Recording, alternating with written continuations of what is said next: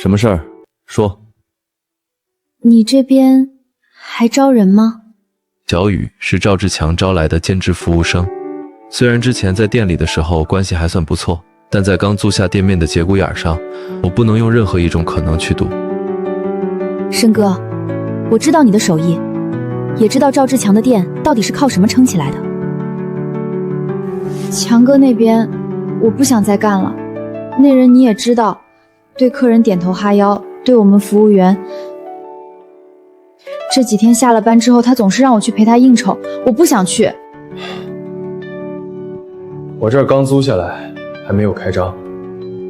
没关系，正好我可以打扫卫生、擦桌子，我可以不要工资，只要管饭就行。小雨是个大学还没毕业就出来兼职的单纯姑娘，我相信她不会为了来一个连收入都还没有的新店打工编出这样的理由。更何况，我现在确实也需要一个帮手。明天上午8点来帮我擦桌子。哎，好嘞，申哥。有了小雨帮忙，店面很快焕然一新，我也能够专心在厨房里改良烧烤料的配方。赵志强以为他学会了烧烤的秘方，其实那只是最基础的调味，真正的好味道是只要一沾上味蕾就能够判断出究竟是谁的手艺。小林啊，烧烤这东西3分烤7分料，不是什么都有就好，你得知道东西是烤给谁吃。周哥的厂里有几百号人，天南海北的都有，太麻太辣，北方人受不了；太甜太腻，南方人又不买账。我得找一个折中的法子。桃酥增香，蜂蜜提鲜，北方的醇厚和南方的回甘，就都在这一碗里了。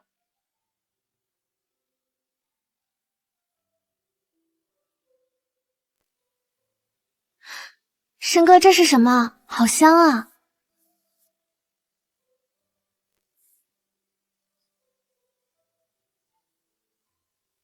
这也太好吃了吧！和我以前吃过的烧烤都不一样。具体说说。有蜂蜜的香甜，但连吃几口又不会感觉到粘嘴发腻，同时还有酥脆的颗粒感。申哥，这是什么？这就是申哥烧烤的独家秘方。一咬下去，鲜嫩的肉汁在口腔里炸开。对视的片刻，我从小雨眼中看到了同样的惊喜。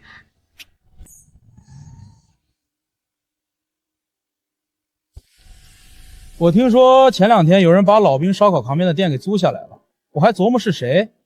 哟，原来是我们阿申啊！你那6万块钱不留着给你妈看病，也忒不懂事儿。隔壁水果摊的刘婶嗑着瓜子，探出头来看热闹。哎呦，你看看现在的小年轻，一点都不懂什么叫勤俭持家，跟强子干得好好的，心气儿高，非得出来单干。要我说呀，林深这就是太不顾家。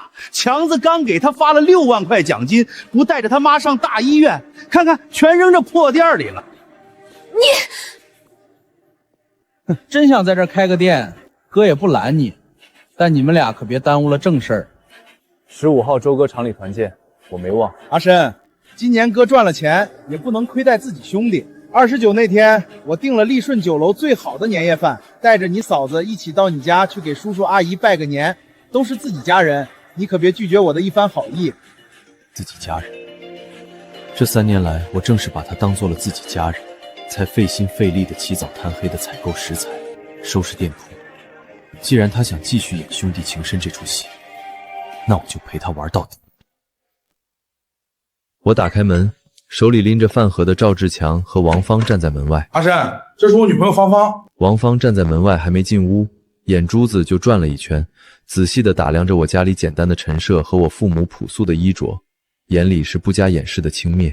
芳，这就是我的兄弟林深，这几年一直在店里后厨帮忙烤串。帮忙烤串，3年里我付出的所有心血，在他的嘴里就变成这轻描淡写的4个字。听到这句话，我爸妈妈的脸瞬间涨得通红，看向我时表情是满是担忧，我却笑了一下，大方地接过了王芳手里递过来的食盒。嫂子好，那天在车里见过了，我是林深。赵志强脸上那原本准备好看戏的表情僵了僵，大概是没有想到我能够如此平静。我爸站在一旁，没有直接挂脸，面上却也没有了一开始对赵志强的热情，而是带上了几分面对陌生人的疏离。我妈则是勉强笑了笑，进来坐，都是一家人，别见外。饭桌上，赵志强当着我父母的面端起长辈指点晚辈的架子，字句中都是他对我的指点和施舍。当年你退伍回来，除了烧烤手艺，什么都没有。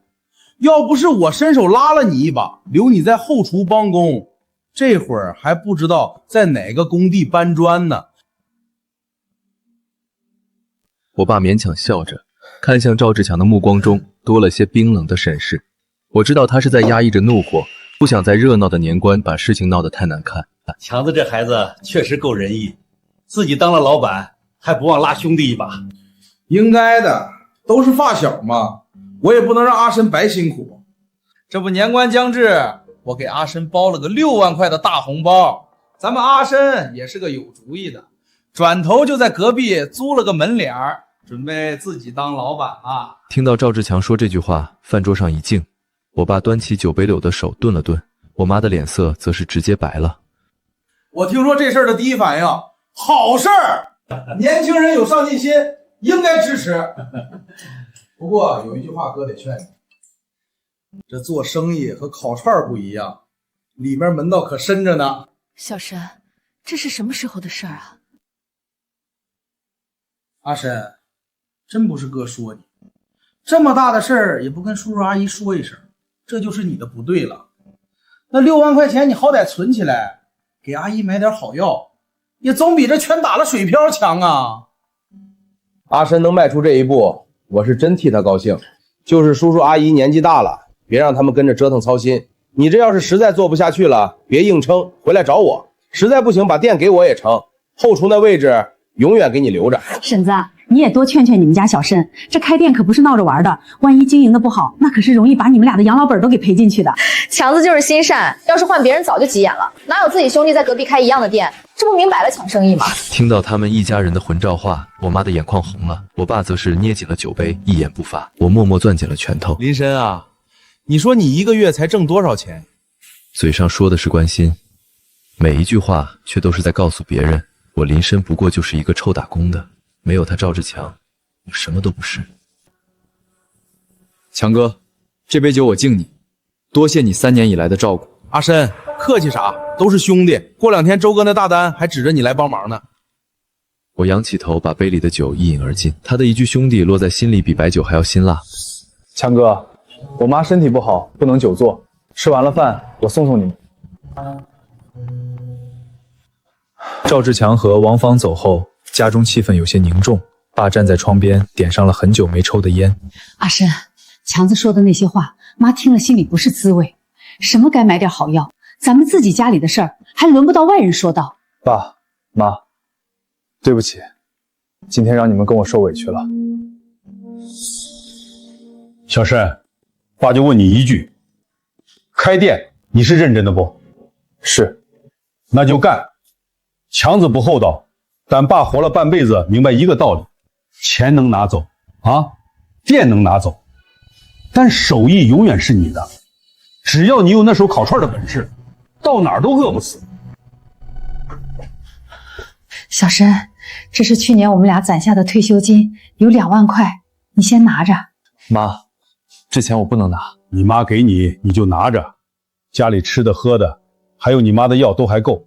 开店的房租、食材、本金，哪样不要钱？你要干正事儿，就放心去干，别因为钱的事儿束手束脚。你爸说的对，强子的话你别放在心上，只有咱们一家人好好的才是真的。这些年妈一直病着，为了这个家，爸戒了烟，好几年也没有换新衣服。我比任何人都清楚这笔钱攒得有多不容易。爸妈，你们放心，我绝不会让别人有第2次侮辱我们家的机会。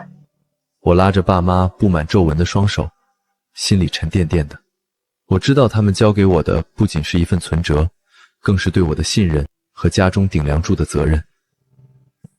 小雨发来了一张图片，那是新办理下来的食品经营许可证，经营者的栏目里清清楚楚地写着2个字：林深。我抚摸着屏幕上的那2个字，心中五味杂陈。多年来为了那所谓的兄弟情付出的汗水，终究还是抵不过人心的贪欲。而这张经营许可证和那份改良后的配方，这些就是我从头开始的底气。申哥，证办下来了，店里也打扫干净了，咱们是不是可以准备开店迎客了？别着急，我们先准备试炉，你那边记得要跟好招牌制作的进度。好嘞，申哥，包在我身上。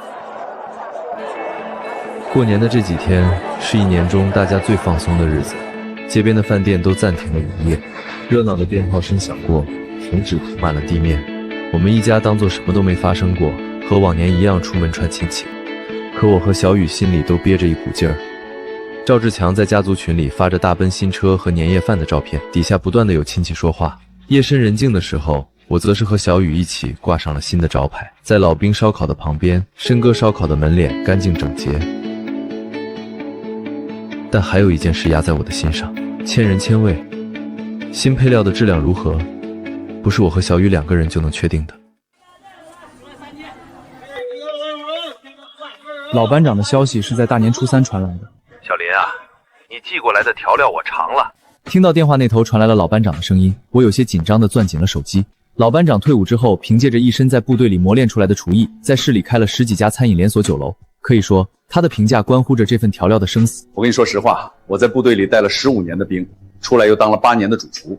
你这份配方是我尝过最利索的。班长，你可别哄我。我什么时候哄过你？这份调料入口不燥，回口不腻，炭火一燎，香味都能挂住。尤其是里面的桃酥碎，更是点睛之笔。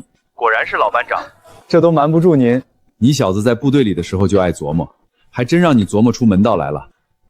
不过我提个建议，你那边人口味轻，孜然还可以再少放一点。记住了，班长。行，等你的店开起来，我叫上兄弟去给你捧场。别忘了，咱们部队里的人出来做吃的得凭货真价实。挂了电话后，围绕在我心头的那块乌云终于散去。只要调味过关，我就有信心能够盘活整家店。申哥，谁的电话呀？你怎么看起来这么开心？是关于店里的好消息。就这家了，肉好，不压秤，我们长期合作。这就是你说的那个发小，看着一股子窝囊劲儿。哼，林深小子主意倒是还挺大，还自己开店，真以为自己的手艺独一无二了。你说他自己开了店，15那天他还能来给你帮忙吗？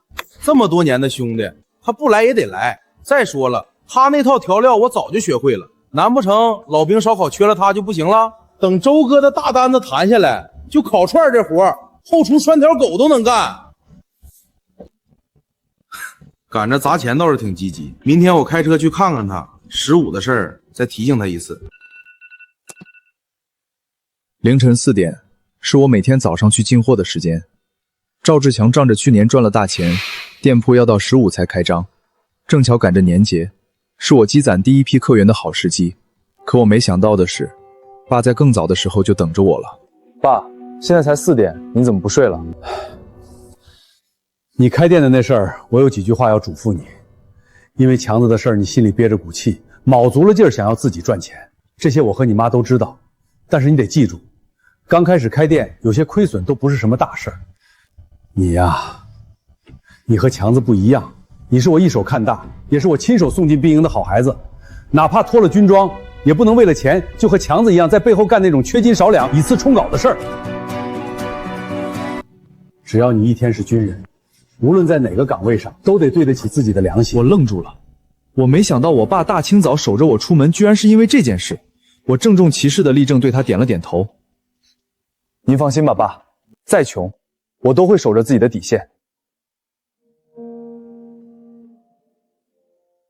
爸妈，你们放心吧，我不会辜负你们的期望，我会让这个家越过越好。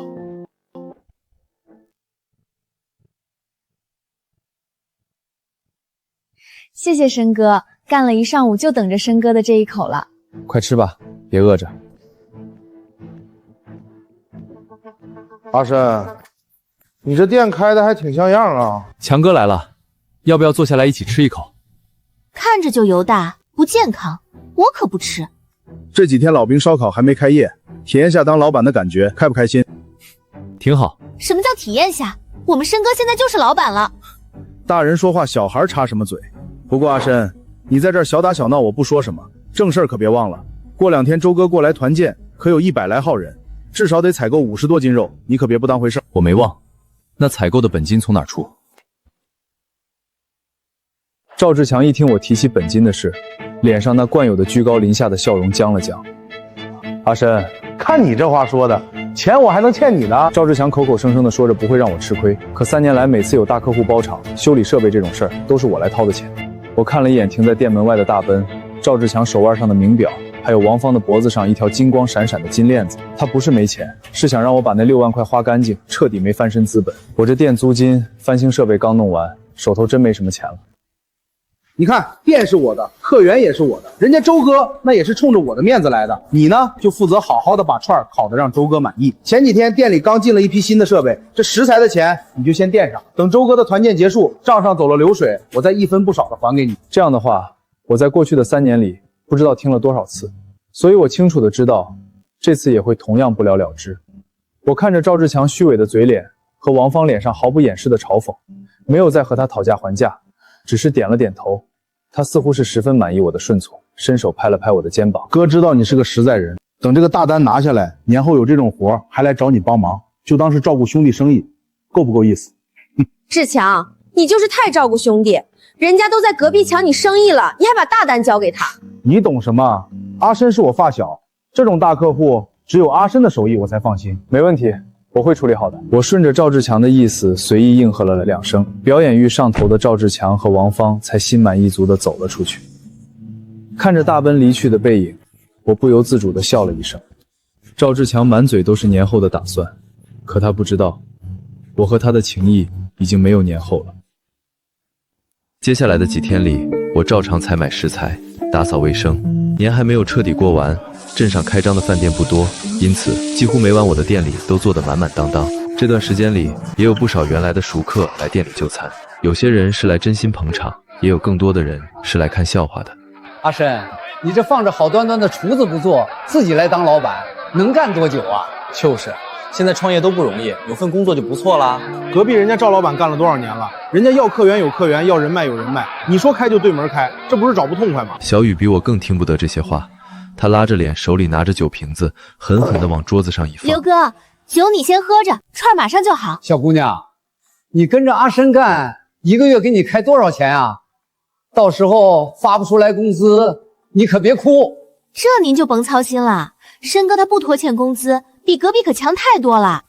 类似诋毁的声音在店面刚开张的时候数不胜数，但我从来没有向任何人去解释什么，因为我知道关乎店里生死的一场硬仗还在后面。这2天店里事情多，我可能就没空回来休息了。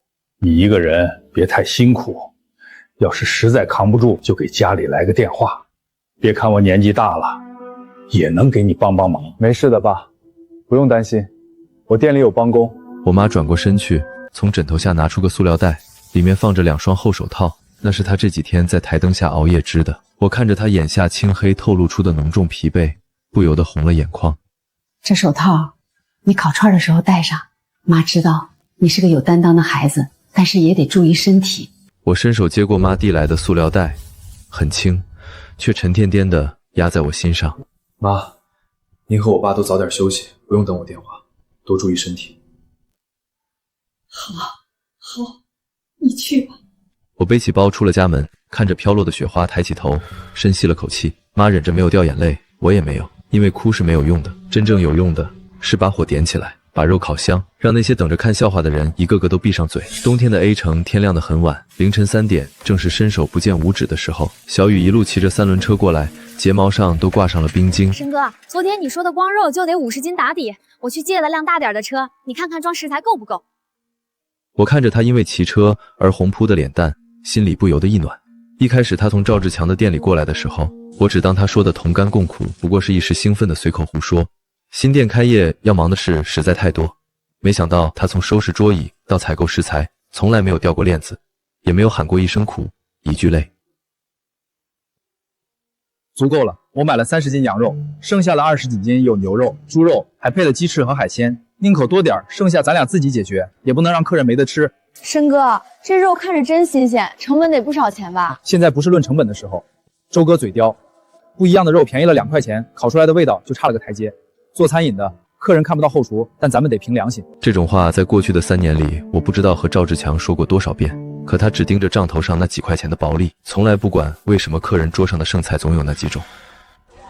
他从来看不到我为了保证原材料品质，在市场和人的讨价还价，只能看到我在烤炉前给肉串块翻面。他觉得拴条狗都能干的手艺。我知道，申哥，这就是我决定跟你的原因。听到小雨的这句话，我不由得一愣。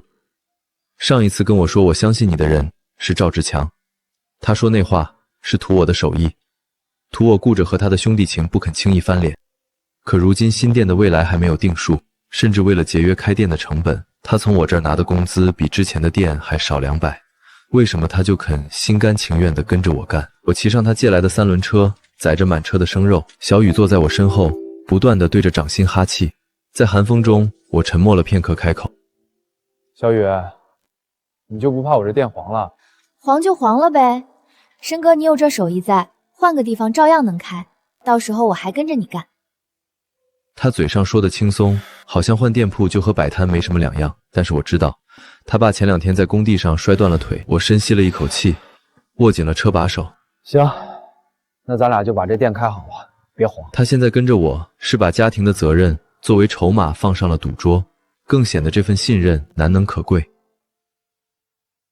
店里只有2个人，光是食材的处理就不是一件容易的事儿。我站在灶台后，把买来的肉分类、洗净，切成大小均匀的肉块，腌肉的调料摆满了台面，一块块切好改了花刀的肉静静地在其中浸泡，等待着时间赋予它们征服味蕾的美味。我看着自己被水和料汁浸泡的发皱的指腹，心中的满足感远远盖过了疲惫。申哥，外面的桌椅餐具都擦干净摆放好了，就等着晚上周哥他们到了。可是什么？现在已经天亮了，隔壁的老兵烧烤到现在还没有开门。就算是我们烤好了，把春端过去，他们是不是也来不及收拾了？看着小雨天真的脸，我笑了一下，还没有来得及说什么，手机铃声响了起来，是赵志强。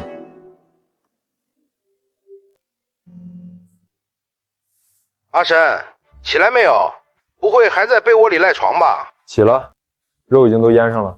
我就知道把大单交给阿深准没错。对了，告诉你个好消息。什么？周哥昨天晚上和我说，等团建结束了之后，他准备再安排一场年会，也在咱们店。到时候不仅人更多，还有好几个领导在，到时候还愁咱们这店不能扩建。他张口闭口都是咱们的店，丝毫没有把我当做另一家独立店面的老板。今天就看你了，阿深，可给咱争口气啊！周哥可是付了定金的。怪不得赵志强对这一单如此上心，就算新雇了烤串师傅，也要再三打来电话要我帮忙。原来他不是不清楚我的技术对他的店来说意味着什么，只是想要在捞到更多钱之前榨取我的剩余价值。周哥还提前给了定金，这么上心啊？哈哈哈，是啊，光是这一顿饭的烟酒钱就给了3万。阿深啊，咱们把这一单干好，到时候10里8乡的人都得来咱们这儿，利润不愁翻倍。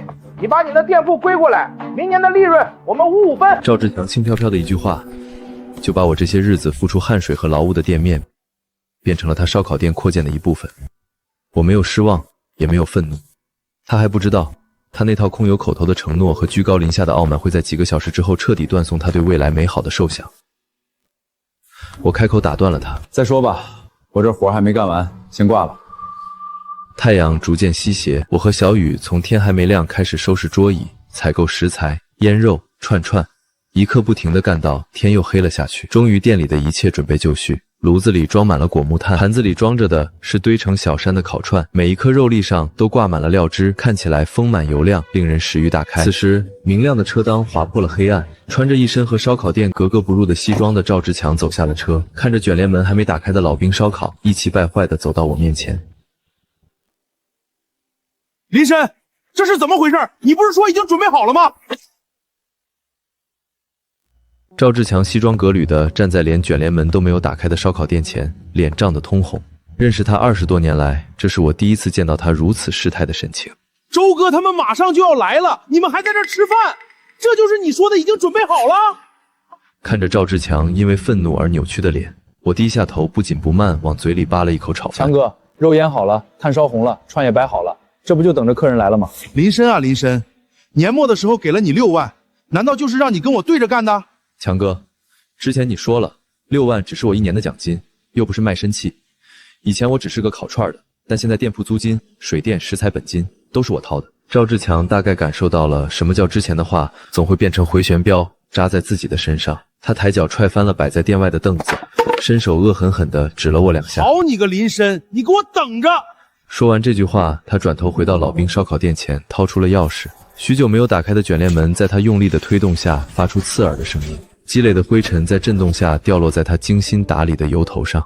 赵志强手忙脚乱地打开店门，回头对着小雨大喊：愣着干什么？还不快过来帮忙！小雨回头看了看我，在发现我摇了摇头后，脸上露出了个俏皮的笑容。强哥，我已经不是您的店员了，给别的店帮忙，我们老板不让。小雨故意把老板2个字说得十分响亮，赵志强的脸瞬间涨成了猪肝色。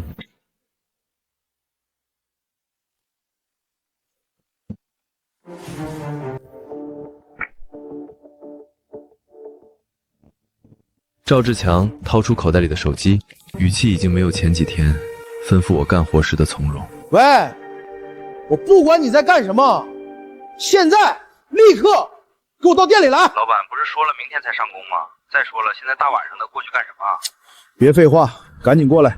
让我现在过去也不是不行，赵总，你看这工资……赵志强伸手擦了一把灶台，看着手上厚厚的油污和灰尘，声音中带上了几分颤抖。今天的工钱给你翻倍，再叫上2个，不，叫上你身边的兄弟，都过来帮忙，越快越好。现在已经是晚上的5点半，赵志强不知道，现在即使是叫再多的人来，也没办法在7点前做出一顿能够让客人满意的晚饭。买菜、腌肉，光是准备最基本的食材，最少也要用上大半天的时间。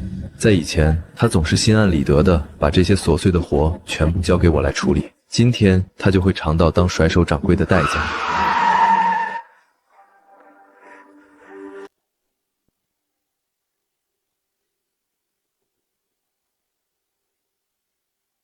你们2个忘恩负义的东西，没有你们，我照样干得成。撂下几句狠话后，赵志强连滚带爬的上了他那辆大奔，他头也不回的冲着菜市场开去。大概是十指不沾阳春水的天真，让他还抱有一分能够力挽狂澜的幻想。我要50斤，不，60斤肉，一共要牛肉、羊肉。赵志强慌忙的停在一处肉摊前，嘴里还不断喘着粗气。摊主只是抬头看了他一眼，收起了手里的切肉刀。哎呦，哪里有这个时候才来买肉的？今天都卖完了，明天早点来。台面上这不是吗？怎么就卖完了？剩下的都是些骨头、淋巴和皮了嘛，这种东西都是喂狗吃的。我看你要那么大的量，是不是做餐饮？那不也是肉？别废话，剩下的都给我装上。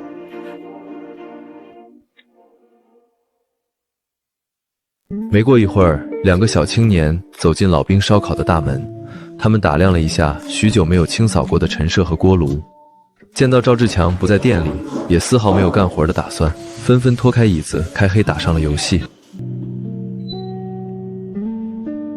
晚上的6点，几辆面包车的车灯划破了夜空的宁静，我和小雨赶忙起身上前去迎接。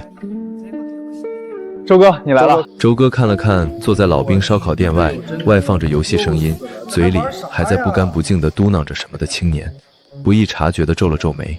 他抬头看了看招牌，表情有些疑惑。申哥烧烤，这老兵烧烤怎么看着也没开门？周哥，您来啦，快进来坐，先尝尝花生小吃，肉都是现烤的，麻烦您稍等一会儿。周哥向店内望去，视线扫过明亮吊灯下窗明几净的环境，紧皱的眉头舒展了几分。然而当他看到在灶台后熟悉的我的面容时，彻底的放下心来，对我点了点头。优质的果木炭在充分点燃后散发着淡淡的植物清香，腌制好的肉串在不断的翻烤中沁出鲜美的汁水，抻得木签上的肉越发油亮诱人，醇厚的肉香很快飘向了半条街。我把新改良过的调料均匀地撒在盘子里的肉串上，看着小雨把碟子搁在周哥面前，包裹在手套里的掌心微微地出了一层薄汗。周哥拿起最顶上的一根肉串送进嘴里，咀嚼了2下之后，明显露出了惊喜的表情。他低下头来仔细看了看上面的调料，他说：阿申，你这味道和以前的不太一样了。这个时候赵志强喘着粗气扶上门框，看到店里热闹的场景，失态地大喊一声：周哥！赵志强身上昂贵的西服袖子沾满了生肉的血水，精心打理的背头被汗水打湿。赵志强喘着粗气，手里还拖着2大袋生肉，在干净的地板上留下一道污渍，脸上挤出个比哭还要难看的笑。周哥，您先在这儿垫点，我那边的店马上就好。周哥看着赵志强的模样，忍不住皱了皱眉。强子，你这一身干什么去了？周哥，我买肉去了。您看，这都是最新鲜的肉。林深这小子不地道，明明说好了帮我，在这自己开火，把您给接过来了。到了这种时候，赵志强还想倒打一耙，可他忘了，正是因为老兵烧烤连张能坐的椅子都没有，周哥才走进店里的。赵志强把脚下的2袋肉打开，在摊位上整整放了1天的烂肉，如同脓水一般堆积在塑料袋里，骨头上的肉更是少得可怜，甚至还有些已经开始隐约孕育着微小的生命。几个离得近的工人看到这一幕，不由得干呕了几声。周哥的脸色彻底阴沉下来，赵志强豆大的汗珠从额头流下。我给你预付了3万的定金，这就是你说的最新鲜的肉。不是，您听我解释，周哥，是今天市场都关门了，我好不容易才买到这些。我掏钱请大家吃饭，是为了让大家好好高兴高兴，可不是为了来吃你这烂鱼臭虾的。林深，都是林深这小子口口声声说要来店里帮忙。强子，够了。强子，我和你合作3年，那是看在阿深的手艺上。镇上的烧烤店那么多，要不是因为味道，你真以为你的老兵烧烤有什么独特的地方？听到这话，赵志强像是被人扇了一巴掌，整个人都僵住了。你的那个店从过年开始到现在，别说开张了，连卫生都没收拾过，这是开店的样子吗？今天团建连肉都没有备好，你这个样子还怎么放心把年会交给你？周哥，年会的事儿咱们不都说好了吗？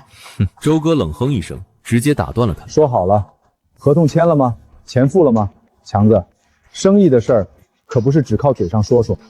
周哥举起酒杯，回头看了一眼在烤炉后认真撒料的我。以后我厂里的团建年会都放在阿深这儿。对了，还有关于这次团建的合作条款，别忘了3倍违约金。我站在烤炉后，平静地对周哥点了点头。赵志强站在申哥烧烤店的门口，像是被人定在了原地，脸色由白转红，再转紫。那几秒钟，他的脸上闪过了愤怒、不甘、委屈，最后变成了一种我从未见过的空洞。周哥，你不能这样！周哥重新拿起了盘子里的肉串，像是驱赶苍蝇一样挥了挥手。行了，赶紧走吧，那2袋肉别忘了带走，别脏了人家的地。我看着一身狼藉、几乎要站不稳的赵志强，没有如他之前一般的嘲讽，只有冷淡和平静。往后退2步，你身上的肉腥味儿影响到我顾客的食欲了。小雨早就拿来了拖把，在一旁等着。他弯腰托起那2袋肉，踉踉跄跄地往门口走。他没有回头，我也没有叫住他。我知道20多年的交情在这一刻彻底断了。赵志强离开之后，店里很快恢复了喧闹，一盘盘烤好的肉、海鲜不断地端上桌，木签在垃圾桶里堆成了小山。随着最后一盘肉上桌，炭火的红渐渐熄灭。周哥叫住了我：“阿深，阿深，你也别站着了，过来坐一会儿。”周哥，今天用餐还满意吗？满意。你这串的调味改良过，比以前的还要好。听到这话，我忍不住笑了。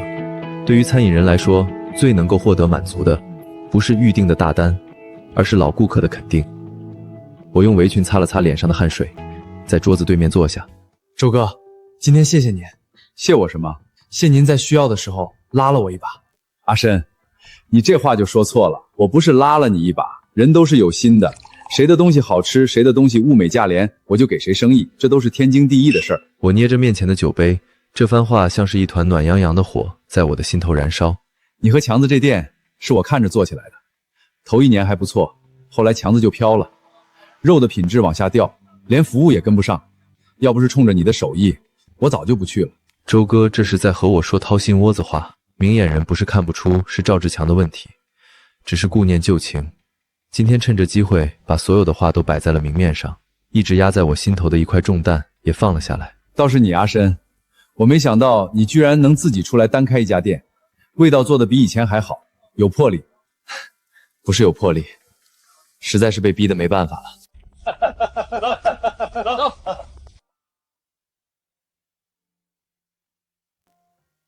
行，我到时候提前准备，多请2个人帮忙，只要您信得过我。周哥站起身，拍了拍我的肩，眼神中充满了如同父母一般的慈爱。信得过，不过丑话我得说在前头。您说，我做生意讲究的是真材实料，年会的材料每个人是120块的标准，还不算烟酒。肉要好，量更要足。如果让我发现你和强子那孩子一样偷工减料，别怪我不留情面。周哥嘴上说的不气，但落在我肩头的手却是热的。我抬头看着周哥的双眼，深知信任带来的巨大的责任。周哥，我在炊事班当了5年的兵，别的不敢说，良心这辈子都不会丢。这次宴会餐食的定金，我就先转给你。我看着手机屏幕上6万的转账，没了以前如同被施舍一般的别扭。同样是6万，赵志强给的时候是居高临下的打发，是羞辱；而周哥的这6万是长辈的信任与托付和认可。这笔钱虽然不能让人在一夜之间大富大贵，谢谢你，但我忽然在一瞬间意识到，我已经不是那个能够让人随便看清的烤串师傅了。周哥，您放心，到时候的每一串肉我都亲自过手。周哥没有再说什么。我起身看着他的车尾灯消失在街道的拐角处，才转身回来。此刻在一墙之隔的老兵烧烤店，赵志强正瘫坐在椅子上，2个奇装异服的青年站在他面前。老板，活呢？哥几个在这等一晚上了，连口水都没喝上。赵志强精心梳理的油头散乱，西服上东一块西一块的布满了污渍，颓然坐在收银台后的椅子上，不耐烦地挥了挥手。没活了，都走吧。哎，你叫我们来的，说好了工钱翻倍，现在让我们走，耍我们呢？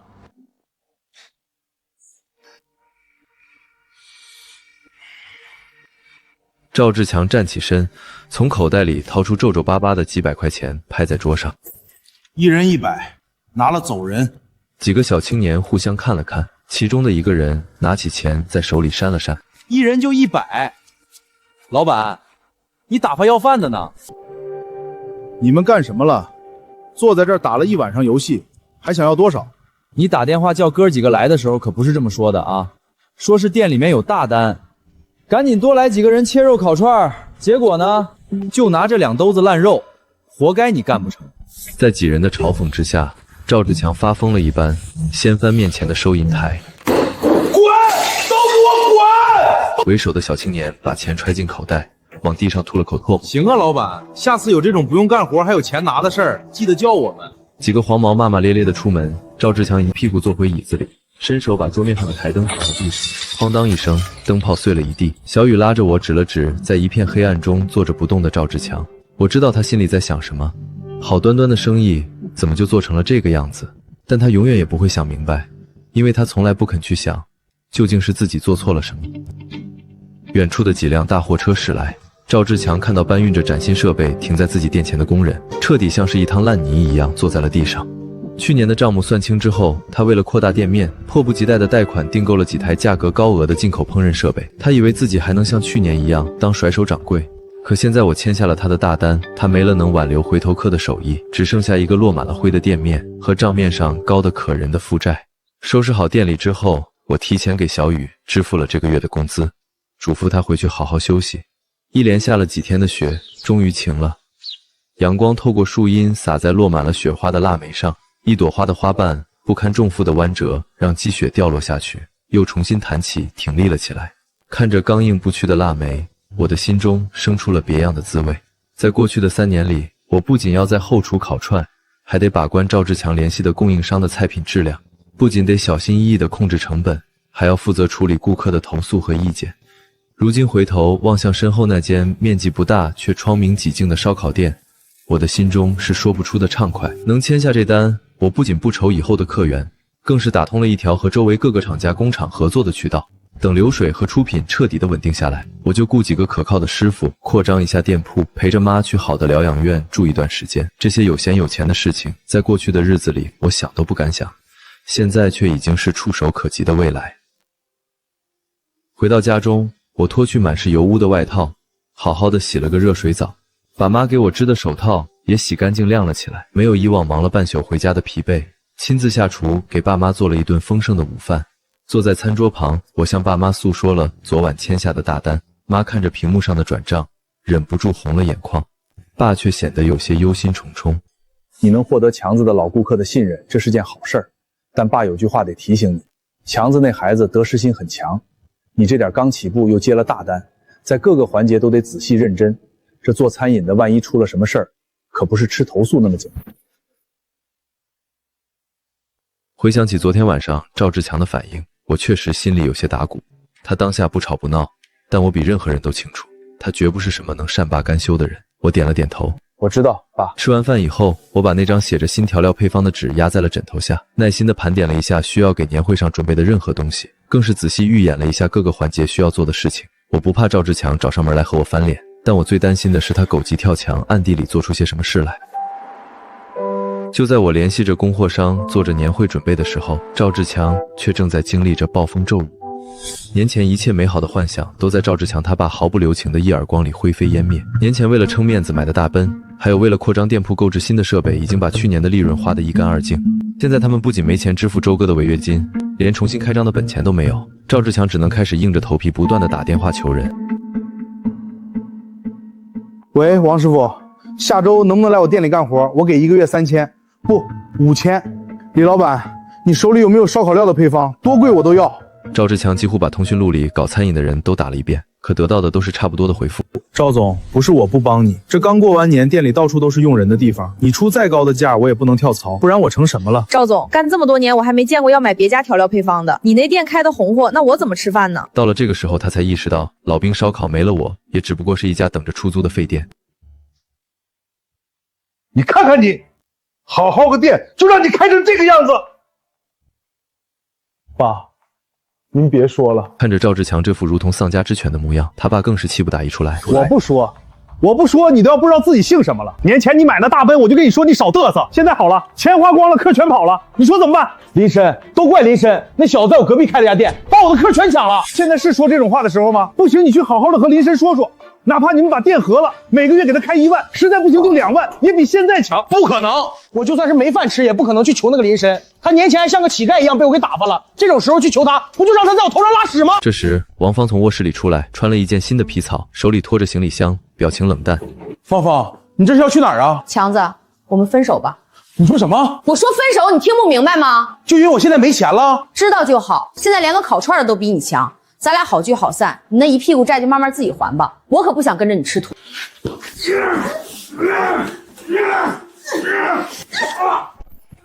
你个吃里扒外的死婆娘！赵志强起身摔碎了茶几上的花瓶，将新买的电视砸得破烂不堪。屋子里被赵志强折腾满目狼藉，他双眼通红，眼神中透露着一股想要把林深拆骨入腹的狠劲儿。林深，你不是想要做老板吗？我让你这辈子都做不成。赵志强神色癫狂，死死地捏着手机，拨通了电话。喂，这次不干活，我请你帮个忙，就隔壁那家店，我要他开不下去。赵老板，我可不干打架的事儿啊！不打架，这几天林深接了大单，肯定要招临时工，你就过去买上1瓶百草枯，倒在他的肉上。这违法乱纪的事儿，我干不了。钱不是问题，2万，行不行？电话那头沉默了，赵志强听到那边传来粗重的喘息声。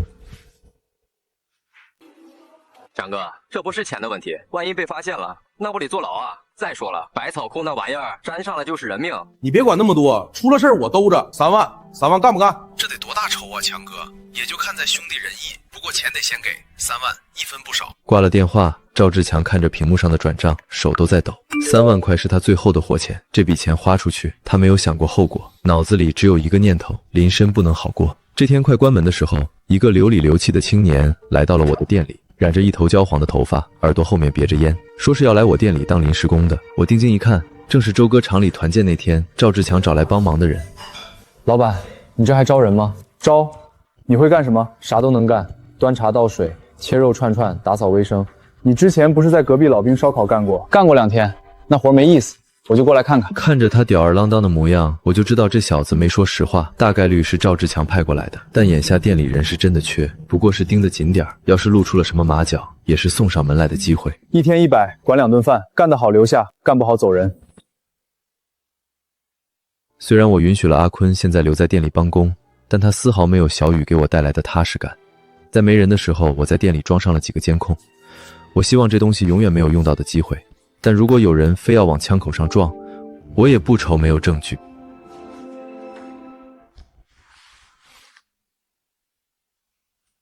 安装结束后，我掏出手机调试了一下画面，4个角度的监控拍得清清楚楚，后厨、收银台、调料台、冰柜一个不差。刚才阿坤在问年会的东西得准备了吧？有足300人呢，光串串就得串2天。食材已经打好招呼了，明天就开始准备。我列了个单子，你帮我看看还有没有差什么。在收银台的拐角，一撮黄毛鬼鬼祟祟的从后厨探了出来，我一言不发，当作什么也没看见。小雨接过我递给他的单子，念了起来：鱿鱼腿、牛肉、羊肉、鸡翅、烤肠、小菌干。申哥，咱们这回还做小菌干啊？周哥说他们厂的人有好多都是四川过来务工的，爱吃辣的这一口，到时候别忘了口味调得重一点。似乎是听到了想要的东西，那撮黄毛退了回去。虽然我从来不愿意以恶意揣测任何人，可眼下的情况让我不得不多留了个心眼。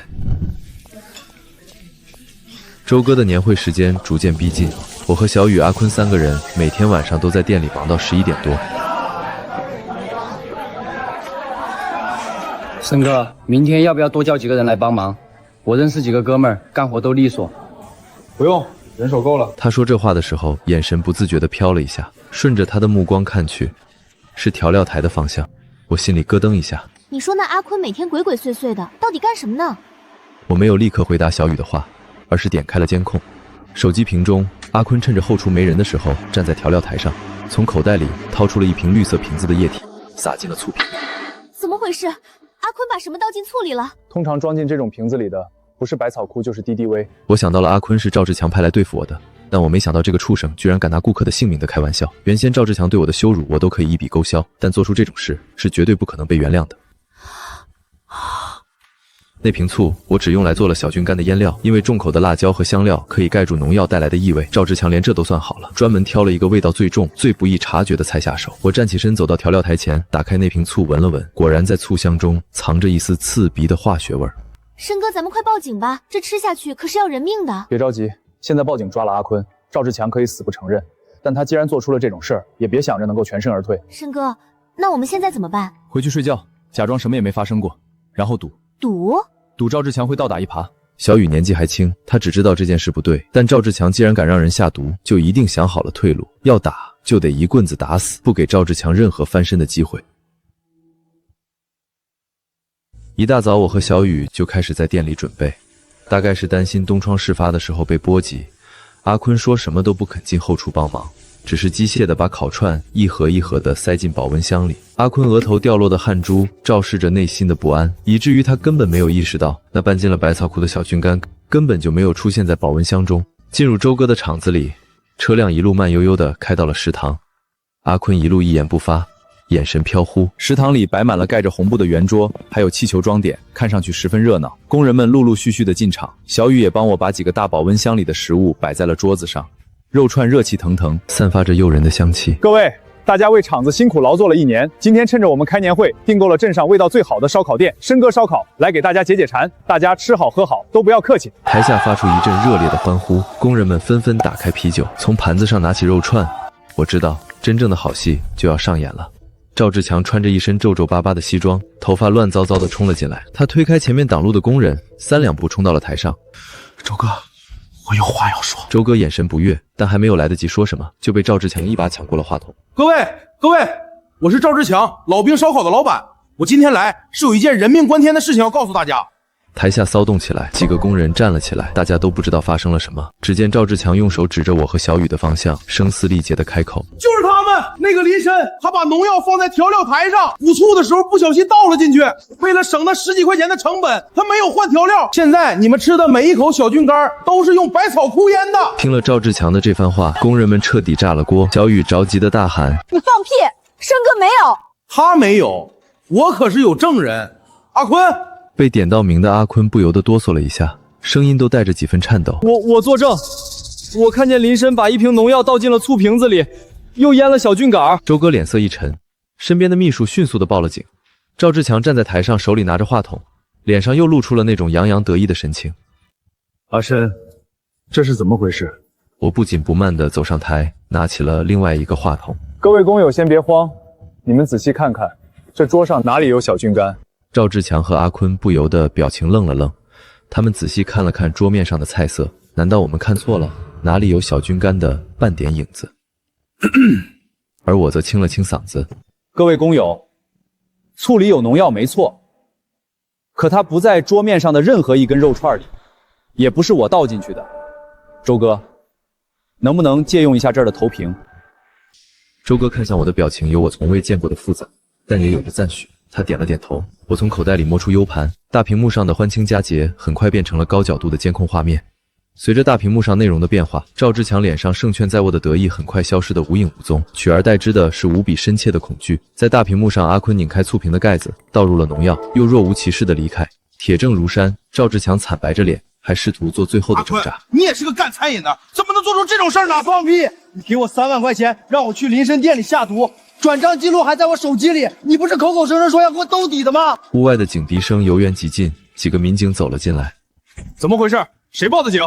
这2个人涉嫌在食品里添加违禁品，已经被监控拍下来了。赵志强眼看大事不妙，大概是知道在铁证之前辩解无用。阿深，我知道错了，这次是我猪油蒙了心，一时没想明白才做出的这糊涂事儿，能不能原谅我一回？我的那家店、设备、店面都给你，我以前对你这么好，我们认识20多年了，能不能原谅我这一次？看着赵志强熟悉的脸上涕色横流，我没有心软，也没有复仇的快意。店黄了不要紧，他本来有无数的机会可以东山再起，可是心坏了，那就是真的无药可救了。2位，跟我们走一趟吧。赵志强和阿康被铐上手铐带走，他嘴里不断的胡言乱语，最后扭过头来，死死盯着我。林深，你给我等着！他让我等着，但是我知道，在接下来的几年里，他不会再回来了。20多年的交情，从6万开始出现了裂缝，到1瓶农药结束，我的心里好像缺了一块什么，但却无比的轻松。赵志强和阿坤被警察带走了，而工人们举着肉串面面相觑，手里拿着串儿，不知道该吃不该吃。我指挥小雨把监控从头倍速播放，4个角度的视频，把申哥烧烤店内的一切看得清清楚楚。抱歉，在年会上给了大家这么一个不好的体验，但是请大家放心，有问题的小菌干在今天出门前就已经处理掉了。我保证那瓶农药没有一滴粘在大家的肉串上。监控开始播放，右上角的时间从凌晨3点起，我和小雨的身影就在店里忙碌着，一袋袋生肉拆开，每一块都纹理清晰，色泽红润，它们被整齐地码上案板，控干血水。哪怕是对待后续还要处理的生肉，我和小雨也一定是洗过手，从切肉到腌制、烤熟、撒料，每一个步骤都清清楚楚地展示在每个人的眼前。大家看到了我用的肉是什么样的，羊肉是当天宰杀的，牛肉是上脑部位，鸡翅是正规厂家的，每一批都有检疫证明，明厨亮灶，每个环节都经得起大家的考验。如果大家还有不放心的，这顿饭算我请，不花周哥的1分钱。台下不知道是谁先举起了酒杯，讨论声、捧杯声、欢呼声，逐渐让这里重新热闹了起来。台下觥筹交错，肉串的香味弥漫了整个食堂。你看看，监控又做不了假，这个肉真是香。申哥烧烤是吧？回头我带着老婆孩子再去吃一顿。小雨用袖口擦了擦通红的眼眶，对我露出个笑容。刚才吓死我了，我就知道跟着申哥准没错。只要你凭着良心做餐饮，顾客也不会亏待你。周哥手里端着酒杯走了过来。阿深，今天的事儿委屈你了。周哥，是我打扰您了，我也没有想到赵志强会……我也没想到强子会狗急跳墙走到今天的这一步。3年前他过来找我的时候，也是个挺精神的年轻人。我笑了笑，和周哥碰了下杯。从今天开始，我和他真的就是陌生人了。阿深，今天的这件事儿也让我看到了你的态度。以后我这边的接待、团建、年会都交给你来承办，包括我这边的几个做生意的朋友也都介绍他们过来。阿姨，不是我不帮这个忙，那天是我从监控里发现了投毒的事。如果没有发现的话，厂子里的工人要是真的吃了小菌干，他们怎么办？你们当时在我家饭桌上嘲讽我的时候，怎么没有想过要放过我一马？手头宽裕了之后，我没有像赵志强那样立刻买了豪车名表到处炫耀，而是带着我爸妈从那个住了20多年的老房子里接了出来，住进景区里的疗养院里。疗养院南北通透，站在阳台上就能看得到不远处连成片的临海。住宅区设备人员配备齐全，不仅能保证日常的医疗需求，连带需要检查的时候都不用专程前往医院。我妈的身体肉眼可见的好了起来，她时不常的就坐在阳台的躺椅上，织织围巾、绣绣花，做那些她曾经没有时间顾及的爱好。爸虽然嘴上没有说什么，但我看到她有时夜里一个人坐在沙发上，一遍遍的换台。我知道他不是在看电视，而是在享受这个家。